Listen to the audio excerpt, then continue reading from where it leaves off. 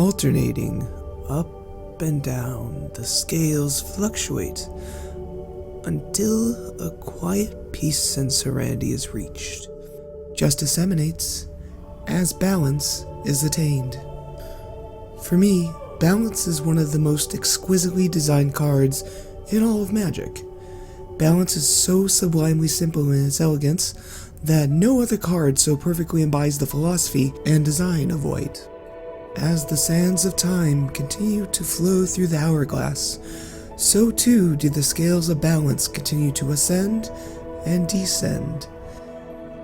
The impact that balance has left in the game is so far-reaching that it's become one of the main tenets of White's philosophy, and continues to be present in its virtues of justice, equality, and fairness. Before we examine the flavor, let us look into what the card actually does. Each player chooses a number of lands they control equal to the number of lands controlled by the player who controls the fewest, then sacrifices the rest. Players discard cards and sacrifice creatures the same way. Let's see that in action. Your opponent has 5 lands, 3 creatures, and 4 cards in hand. You have 2 lands, 4 creatures, and no cards in hand. Therefore, the spell resolves as such. Your opponent sacrifices 3 lands, so they have 2 lands, just like you. Then, they discard cards in their hand, so they have 0 cards in hand, just like you. And you sacrifice a creature, so you have 3 creatures, just like them. The card does what it says. It balances the books by making both board and hands equal. This card so perfectly radiates flavor that it cannot be any color but white. To begin with, it affects everyone. In that sense, it is fair because everyone is being placed on the scale. People are asked to make sacrifices, so that way we may all be on equal footing. This idea in and of itself is a form of justice that is both organized and adheres to uniformity, all 3 of which are trademarks of what makes white, white. It also encapsulates a lot of the negative aspects of the color as well. It is dogmatic in its adherence to the rules, and doesn't care if in practice things are, ironically, unbalanced. In fact, more often than not, balance and its progeny are used to create decidedly unfair game states that make your opponents feel as if they've been cheated. The card itself is so focused on the principles of balancing that it loses sight of the intent. Justice is served while the world around it continues to burn. Balance in and of itself is an unbalanced card because no one on the receiving end of it feels like it's been cast in good faith, or that it's been truly done in the name of equity. As Mark Rosewater explained in a 2015 article, The Great White Way Revisited, White believes that all its rules must be followed, so it will at times treat minor infractions with the same vigor as major ones. White, as a color, does not care why you have more cards, lands, or creatures. Rather, it just cares that you do, and that is unacceptable, as that is not in the best interest of the community as a whole. Now, you may note that it doesn't affect artifacts or enchantments. Why not? Because those aren't in the rules. Yeah, they existed back then, but listen here, Jack. There are rules and standards Mono White adheres to, and those don't fall under their purview. It don't matter if you empty your hand with a bunch of mana rocks. Go ahead, in fact. Justice don't care about your feelings. Justice cares about what the rules say.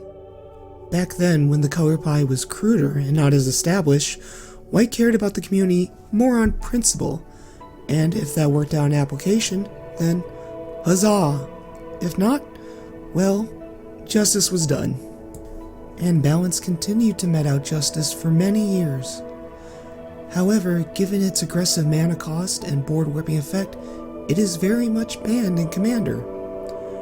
I often jokingly bring up why this card should be unbanned, but no one in their right mind should want this card legal. There is nothing balanced about balance. Despite not being legal, there are still plenty of its children around to help maintain a sense of fair play in every 4-person pod. Even cards inspired by balance have offshoots. Looking at modern designs, you may ask, if this was the epitome of white, why don't we see it anymore? Well, there seems to be a distinct shift in color pie philosophy about what white can and can't do. The change, while subtle, still adheres to white's ideas of balance and justice. Before, we would take away from others in order to achieve some semblance of equality. However, that allowed white to do things which didn't make sense according to modern card design. As a quick aside, I love balance as a card. I love running Restore Balance, Magus of the Balance, Balance the Act in EDH, but there is no modern design where mono white should be able to make everyone discard their hand because someone else is hellbent.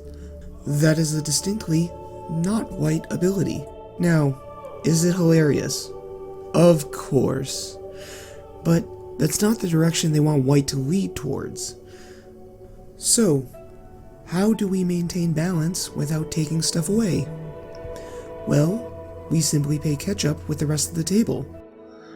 Mono white has suffered a lot because it's gone so caught up in the idea of tradition and orthodoxy that it's without a doubt the weakest color in not just EDH, but many formats. So, in order to maintain balance, we are now seeing cards that reward mono white or taxes opponents if they get too far ahead. Cards like Verge Rangers, Smothering Tithe, both join land tax in helping mono white play catch-up. Mingara draws cards when opponents try doing too much on their turn. And Happily Ever After is joining Temporary Truce and doing a really good Vision Skeins impersonation. Keeper of the Cord, which was just previewed today, functions as both passive ramp as well as token generation to make sure we're not too far behind. The Spirit of Balance endures, just by different, less destructive means. Much like board states in a game of Magic, the effects and philosophy of balance are far-reaching and have touched so many aspects that I can't help but be excited for the future designs inspired by it. I doubt we will ever see a return of a white card that can be an Armageddon, Mind Twist, and a Wrath of God all rolled into one, but we'll have to wait and see what will tip the scales next.